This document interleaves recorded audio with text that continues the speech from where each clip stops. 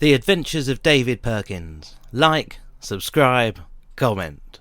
Hello and welcome to the Adventures of David Perkins. This time I am walking around All Saints' Church at Segenhoe in the county of Bedfordshire. The church is situated in the area of the now largely defunct Anglo-Saxon settlement of Segenhoe, recorded in the Domesday Book of 1086 as being formerly lorded by Leonoth, son of Osmond, but now by Walter, brother of Segenhoe. The nearby village of Ridgemont, that will come to play a part in the history of Segenhoe Church, is however not recorded in the Great Survey, and as its etymology suggests, it is of French origin, and so was settled after the Norman invasion of England. In the 800 years since the Norman conquest, the population of Segenhoe has gradually shifted to the newer village of Ridgemont. Later evidence of this population shift can be seen in maps from 1799 and 1883, which show the consolidation of the land around the church at Segenhoe.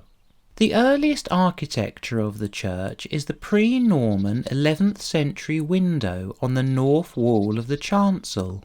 The chancel arch, however, is late 11th century Norman, therefore indicating Norman activity in the area at this time, and possibly suggesting that this was when the village of Ridgemont began to be settled.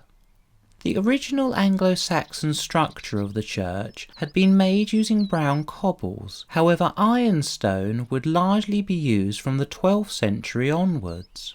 With one exception, the arches and columns of the north aisle arcade are made from limestone and were constructed in the 14th century. However, the ironstone hexagonal column is 13th century, so predating the others. Evidence of further 14th century building work can be seen in a pillar at the southwest corner of the nave. This pillar is visible from both the inside and outside of the church, suggesting that an aisle was planned on the south side, although there is no architectural evidence to suggest that this was ever completed. I would suggest, although I have no evidence, that one possible reason for the non-completion of the building work could have perhaps been due to the decrease in population and thereby money available as a result of the effects of the Black Death that affected England in the mid-14th century. The church underwent extensive repairs in the years 1818 and 1819, with the rebuilding of the north porch and repairs to the walls. The money for these repairs was paid for by the sale of 3 of the church's 4 bells. The remaining bell would be housed in a bell cot until a new tower was built in 1826. In the 1840s and 50s, the librarian at Woburn Abbey, John Martin, wrote a series of reports concerning the churches of Bedfordshire.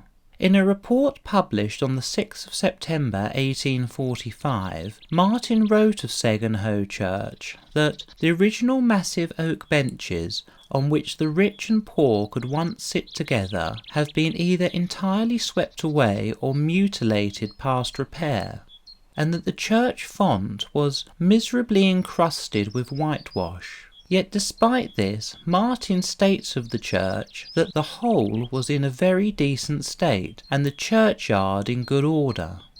However, 3 years later, in 1848, the rural dean reported on the condition of Segenhoe Church, noting that it is the meanest in my district, with dry rot in the pulpit, the desk and the pews. Renovation of the church was then clearly required. However, at a vestry meeting in 1853, it was decided that a new church should be built in a more convenient site, namely in the village of Ridgemont.